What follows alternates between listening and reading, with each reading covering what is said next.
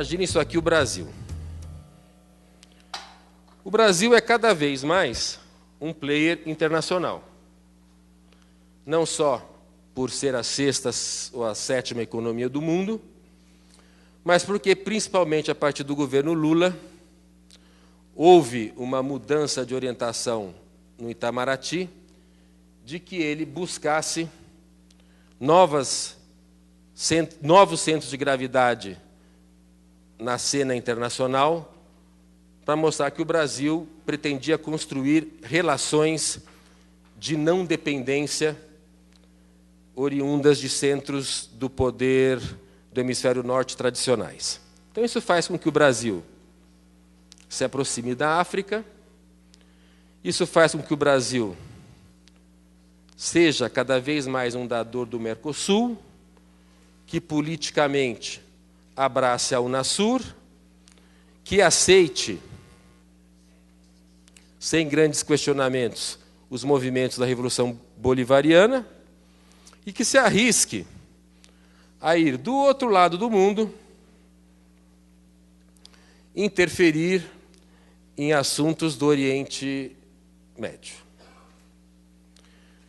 Isso leva a agenda política do governo, e não do Estado, leva a agenda política do governo ao movimento de buscar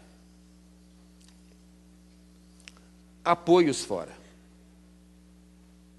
fortalecendo um governo que não tem estrutura de Estado para dar suporte a esta ação.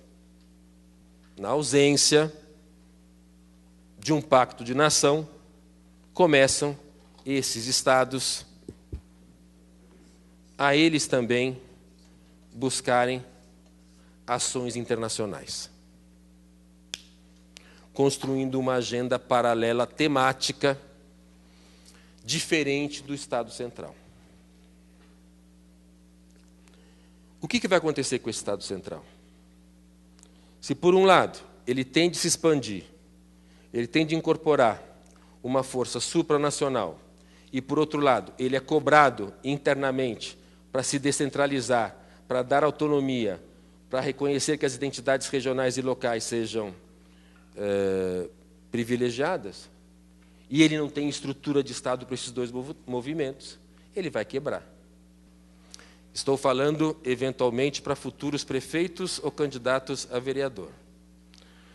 O gestor público, comprometido com a sustentabilidade, se sente muito tentado a, no seu gabinete, reunir técnicos, reunir acadêmicos, reunir pessoas especializadas e avançar com a proposta de políticas públicas específicas que venham atender a capacidade de investimento do governo, a capacidade de equacionamento dos problemas ambientais apresentados pelo município e exigir que esse equacionamento dos problemas represente algum ganho para a desigualdade social que margeia o problema ambiental. A decisão tecnicamente é perfeita, parece muito oportuna, e na hora que ela é aplicada, ela não resulta. Ela é rejeitada. Ela não produz efeitos. E por que ela não produz efeitos? Porque ela não foi culturalmente aceita. Ela é uma decisão de gabinete que não foi discutida, que não teve a participação popular e cujo destinatário não estava preparado para absorvê-la. Isso é o que hoje os gestores públicos falam da transparência, da necessidade do relacionamento direto com a comunidade, do próprio sistema de prestação de contas, do accountability, mas, na verdade, o que essa política de ação concreta, de questões objetivas, de retorno para a sociedade, exigem é que elas não podem ser tomadas exclusivamente por técnicos e em gabinetes. E este é um problema da gestão pública moderna, de ela estar assentada numa tecnocracia que está presente na grande maioria dos órgãos públicos. a agenda internacional da sustentabilidade, a partir de 2009, vive uma profunda crise. Uma crise prolatada e pautada pela crise política e pela crise financeira internacional, que fez com que essa agenda da sustentabilidade deixasse de ocupar um cenário privilegiado, um cenário de oportunidade, que se desenvolveu principalmente a partir de 92, no que alguns cientistas políticos também chamam da crise do multilateralismo.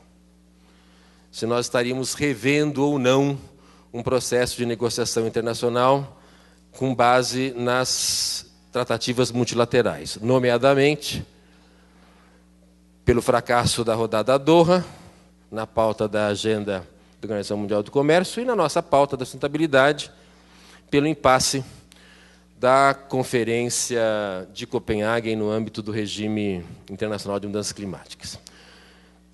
Como nós estamos vendo ali, no meio desse histórico recente, nós temos 92. 92, para quem trabalha com essa agenda, nós sabemos que é um momento histórico irrepetível. Nós nunca mais teremos 92 do mundo. Nós não teremos 92 do mundo, por quê? Porque nós não teremos tão rapidamente lideranças políticas afinadas com esse discurso como nós tivemos então. Cenário econômico altamente favorável a se discutir alternativas a uma economia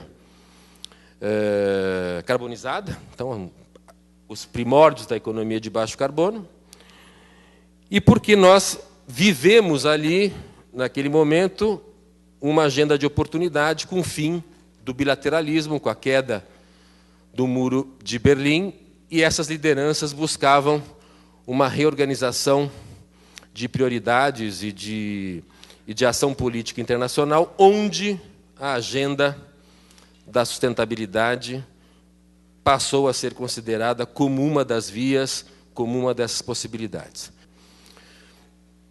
E aí vem o fracasso brasileiro, o fracasso da diplomacia brasileira, que a história fará justiça aos dois momentos, não é? De contradição já postos aqui do nosso histórico, o glamour de 92 e o fracasso de 2012, onde chamamos uma conferência internacional para esvaziá-la, para não vir nenhuma liderança política e para ser a primeira conferência das Nações Unidas na história onde não se assina nada. Onde o documento que é proposto como documento de síntese da conferência é pré-anunciado e rejeitado pela sociedade civil e por esses novos atores. Então, essa agenda é uma agenda que está em crise. Também reparei que você parou em 2009, dizendo que a agenda da sustentabilidade morreu em 2009. E eu queria só provocar um pouquinho no sentido de que você imagina, esteja falando da agenda no nível do Estado-nação. Absolutamente, porque eu fui de novo aqui para buscar os números da Rio+20, a falida Rio+20, a tão propagada, fracassada Rio+20, só para chamar a atenção em 30 segundos, prometo, 110 mil pessoas foram ao Rio de Janeiro, que não eram da cidade. 45 mil pessoas estiveram no Rio Centro, na reunião oficial. 1 milhão de participantes estiveram nos eventos paralelos, com destaque para a Cúpula dos Povos, que reuniu só lá 300 mil pessoas e mais outros números da cidade aqui. 23 manifestações durante o período da conferência. 700 compromissos voluntários entre ONGs, empresas, governos, universidades, o que significa 513 bilhões para ações de aumento sustentável nos próximos 10 anos. O que mostra tudo isso? Que a sociedade civil ela está conseguindo, de alguma forma, incorporar a premissa máxima da educação ambiental, que é partir para a ação. Quer dizer, deixar o discurso sustentável de um lado e partir para a ação. E, de certa forma, descumprir um pouco o que os Estados se propõem a fazer. Porque nenhuma das metas da Rio 92, tão propagada como de sucesso, foi atingida e será atingido. E a Rio+20 está mostrando que a sociedade avançou muito mais rápido do que os Estados. Não é uma provocação, é uma chance de mostrar o porquê nós estamos aqui. Efetivamente, essa agenda oficial, a agenda do regime internacional jurídico, parou em 2009. O que só fortaleceu como reação a agenda da paradiplomacia e a agenda de outros atores. Agora, a pergunta que eu faço é a seguinte: ora, se nós temos a capacidade de, enquanto sociedade civil, nos reunirmos, nos mobilizarmos num evento com esses números,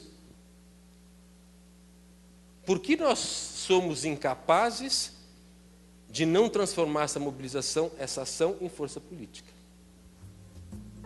Essa é a pergunta.